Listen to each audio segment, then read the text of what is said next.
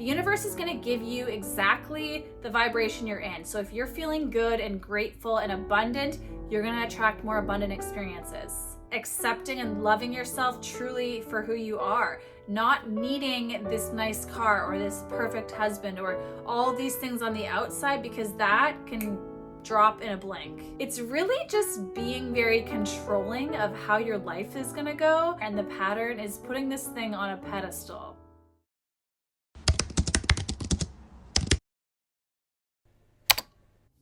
Hey guys, welcome to Self-Care Sundays with Sophia, where we talk about self-love, self-growth, and everything in between. Today's video, I wanted to talk about letting go and mastering detachment. So this is something that every human being, no matter where you're from, no matter where you come from, everybody needs to practice being detached and learning how to let go of things. It is definitely something that we do when we're younger, is when it starts. We have this idea about something and we think that this is the only thing that's going to make us happy, or we really need to have this thing. It literally starts from when you're a child and you just need that toy. You have to have that toy. You're not going to be complete without that toy.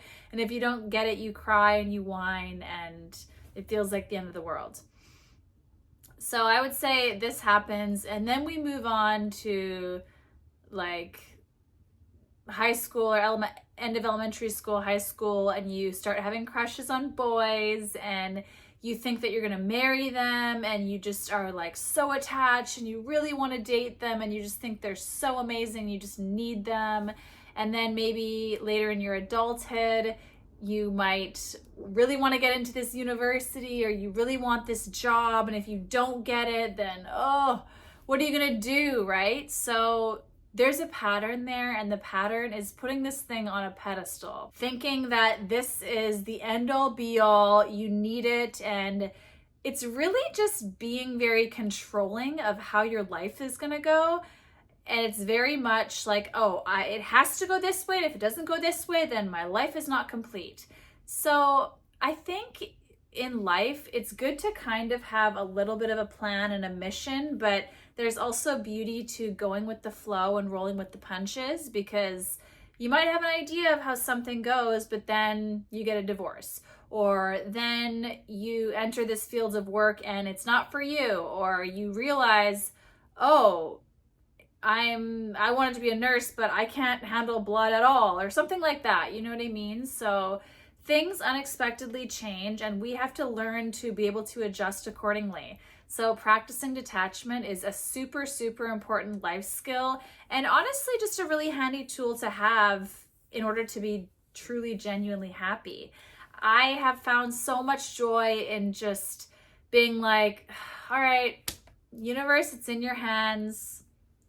Okay, like, let's go. What's next? So I'm just want to share some of my tips and tricks, because I used to be the most attached person in the world. I had so much just resistance, and I did not know how to go with the flow. And I don't know how I've become so chill. I guess with life, you finally learn to accept, but that's always the first step, is learning acceptance.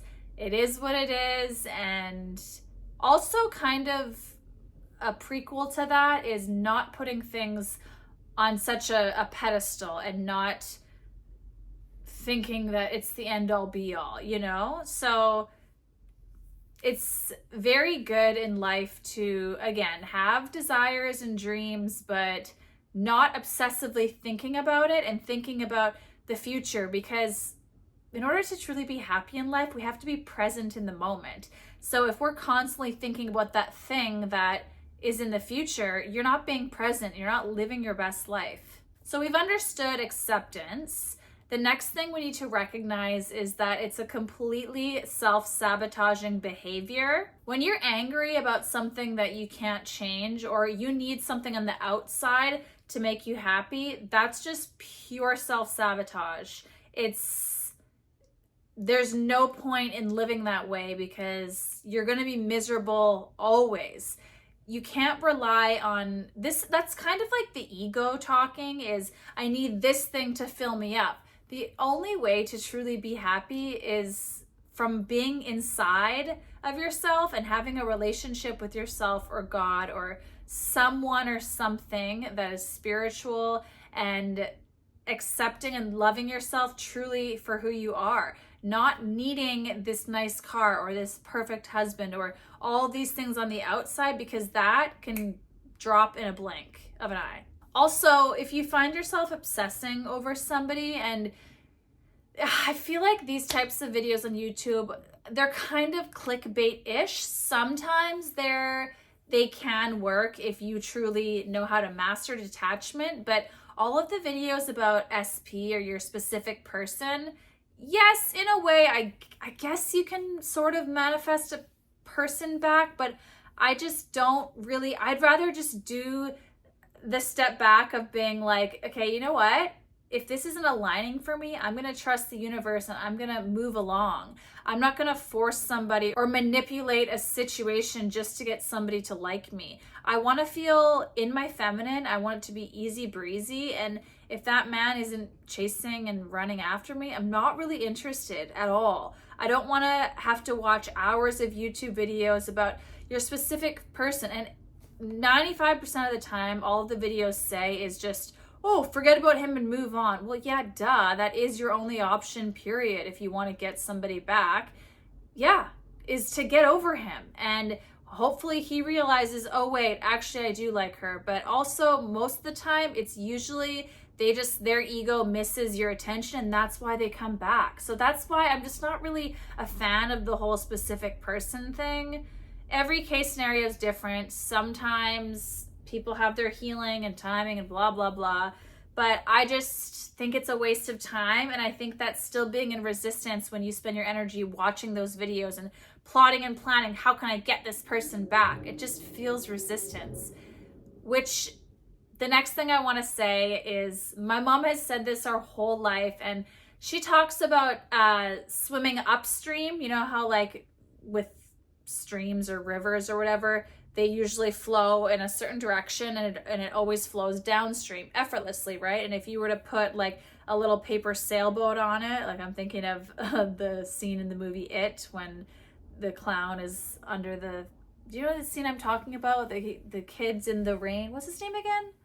He's in like that yellow rain outfit thing, and then the clown is under. Anyway, he has a sailboat. It's going along the river. Weird analogy, but the point is, it's moving effortlessly with the water. Sorry, the movie I was thinking of was It, by the way. I don't know if I said that. Anyway, the scary clown movie. But yeah, so if in life you're swimming downstream, you're effortlessly going with the flow. However, when you are trying to control or manipulate a situation that clearly isn't happening, that's called swimming upstream. And if you're swimming against the current, you will drown. It's kind of like when you go on an escalator, and I used to do this as a kid. Sometimes I still do it for like a workout or something, but running up the stairs when the escalator is going down, if you run up the stairs, like, yeah, I guess you could eventually make your way up there, but you tire yourself out. You may even pass out. So that's the analogy of swimming upstream, is against the current. Just go with the flow of life and just accept what is. And it's so much easier when you just roll with the punches of life. The self-sabotaging behaviors you have with obsessing, or you've already built this idea in your head that it has to go this way and there's no other way. It's just, that to me is, I feel like when my mental health is off, I get more stubborn and stuck on those ways. And usually when I like do some cardio, drink some water, balance myself out, I'm less like that. I remember, what was it? The last time when I used to smoke a lot of weed, I was diagnosed with borderline personality disorder, and my thinking was very black and white, and things had to be a certain way. And nope, I've already mentally prepared for it to go this way, so it can't go any other way. That, I was just miserable. And then I would like be fighting to get that thing, and I didn't even really probably want it anymore, but I was just stubborn and I just still wanted to really get it. So it's just like no way to live. And it kind of tells me too that, yeah, you're being stubborn and this is just your ego talking, and you've already mentally prepared for this thing to happen, or oh, you've already dreamed that you're going to marry this guy and oh, it's going to work out and your ego needs it. Again, it's like searching for something on the outside. So that's not being truly happy or truly fulfilled from the inside. It's kind of like how, you know how rich people always say, oh, money can't buy you happiness. It's like, yes, I guess technically not, because you have to find it from within. That's the whole point when people say that, is all the success in the world can't give you happiness. You have to find it from within. If you are feeling super obsessy or you're not able to let go of something, some of the ways that, okay, so what I will say too is it's not an overnight skill that you can just develop. It's something that definitely takes practice. I feel like the more I practice detachment and letting go of stuff, the easier it gets, because I'm at a place where I really genuinely want to be happy and I don't want to make myself miserable anymore. So I'm happy to just be like, okay, universe, I hear you. This isn't for me. If it was for me, it would feel more aligned and it would feel more smooth. So I'm going to trust you on this one and let it go. Practicing doing this in smaller ways and just little things, being able to let go of it so that you can kind of build that muscle, if that makes sense. What I love to even do if I'm feeling really angry and worked up and not able to let go of something, first of all, I love to meditate, that helps. But something as simple as just lying down and saying to yourself out loud, I release, and thinking of that thing and just repeating it over and over again. Like breathe in, I release. And you can say the thing, I release, let's say his name's Brandon or something. I release Brandon or whoever, or I release whatever the thing that you're fighting is, just saying, I release, and energetically you will get it out of your system if you just get balanced, be present in the moment. Because again, searching for something outside and daydreaming about it all day, that's not living in the present moment, because right now you are okay without that thing and you are surviving. So no, you don't need that thing. You've just built up this idea in your head that you have to have it. And usually it's not even really what you build up in your head. The real thing isn't usually like that. You just make up this fantasy in your head and then you feel like you need to have it or it needs to go this certain way. But how about if you look at your life today and if you were to tell yourself 5 or 10 years ago, all of the things, how it panned out, you would never expect that. That old version of you would never understand or trust how it would all work out. But it did, and here we are, and we're alive and we're thriving. So you really have to learn to trust in the universe, and the more you try and nitpick and manipulate it and just, it's such resistant energy and it's not natural. You can't hear. The universe is always guiding you. And if you're trying to fight that and take control, the things aren't going to flow naturally and the abundance isn't going to come to you because you're just going to be so fixated on making it go a certain way. It's like you have to just trust God's plan. And if it was meant for you, it would feel easy. If it's not meant for you, it's going to feel complicated. It's going to feel, there's going to be obstacles. It's not going to feel natural. It's going to feel like you're forcing something. And if you really get present in the moment, why would you want something that's not meant for you? I know that it's because we've already built it up and, oh, that guy's perfect, or, oh, I need to do this certain thing, or, oh, well, maybe there's something better in store for you. How about that? Why not just accepting and going with the flow? I know it's easier said than done, but that's why these types of things takes practice. And what we all truly want, at the end of the day, all we really want is love, right? If we were to break it down to each thing, it always ends back to, because we want to feel love, we want to feel happiness, joy, and abundance. So being in that vibration of lack and needing, and I don't have it, so I need it, taking something outside of you, that's not loving, happy energy. And the more emotions we feel, we're going to attract more experiences that feel that way. So we can't be in that vibration of needing something. And we have to stop putting things on this pedestal and thinking that they're so grandiose and, oh, they're the best thing in the world. No, life should feel easy and effortless and breezy. And you really just have to protect your energy in that way. And really just be kind to yourself. When you're going through these types of emotions, trust me, I know how it feels. It feels terrible. But really what you have to do is double, triple up on your self-care. Spend some time alone, journal out how these feelings feel, and just do some breathing exercises.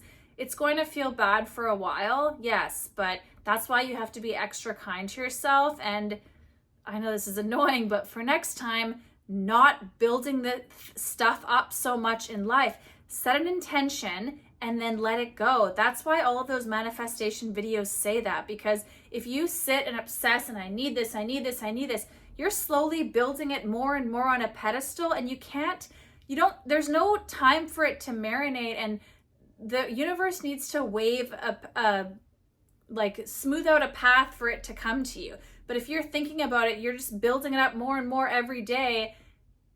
It's like desperate energy.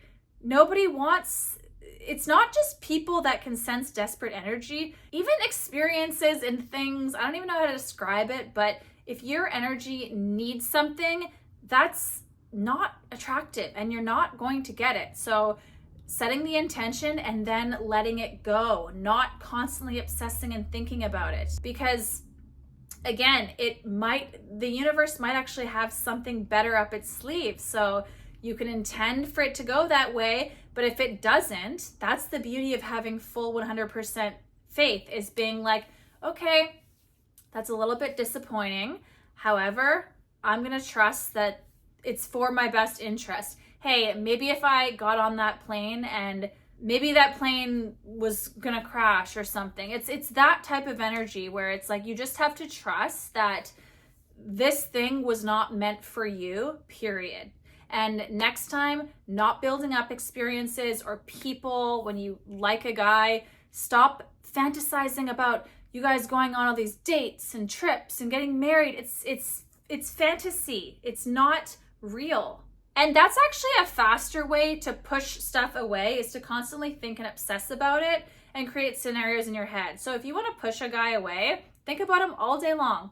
And don't act busy, be busy. Really let go of these things in your life and create your own life for yourself, being present in the moment and being happy. The universe is going to give you exactly the vibration you're in. So if you're feeling good and grateful and abundant, you're going to attract more abundant experiences. Bottom line is, this thing that you're attached to, you gave it all this power, so you can easily take it away. Yes, it's going to be hard when you've spent weeks or even months fixating on it and wanting it, but bottom line is you have the power to just one day be like, you know what, I'm going to turn off my thoughts and I'm going to stop thinking about that. It's hard, but if you slowly just, cut yourself off. Once your brain starts going down that rabbit hole of dreaming or needing this guy or this thing, cutting yourself off. It's about having self-discipline as well. And that's why the meditation thing is so powerful.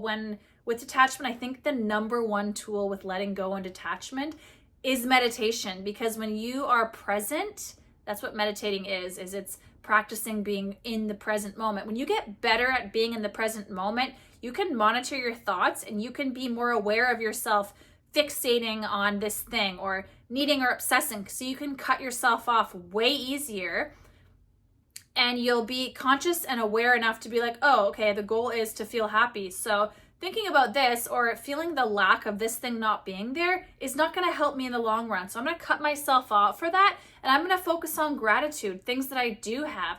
Oh, my hair looks really good today. I'm so grateful for that. I'm going to enjoy that. And hey, maybe I will go to a cute cafe and do my journaling, and maybe I'll see a cute guy there. Who knows? The world is my oyster, but bottom line is I'm going to be present in this moment right now and work with what I have and be grateful for that. Anyway, I think I'm going to wrap up this video, but I hope I inspired you and encouraged you a little bit. I know it's rough when you're in that period and it's really hard, but you have to just start those practices and know that it's not going to be overnight, but you are going to be okay. And we're going to create a better future for ourselves, and we're going to do that by being present in the moment and be grateful and focusing on that abundance mentality. Thank you so much for watching Self-Care Sundays with Sophia. I'm Sophia. You can find me on all my social medias at Sophia Pearson. We'll see you guys next week on Self-Care Sundays with Sophia. Bye.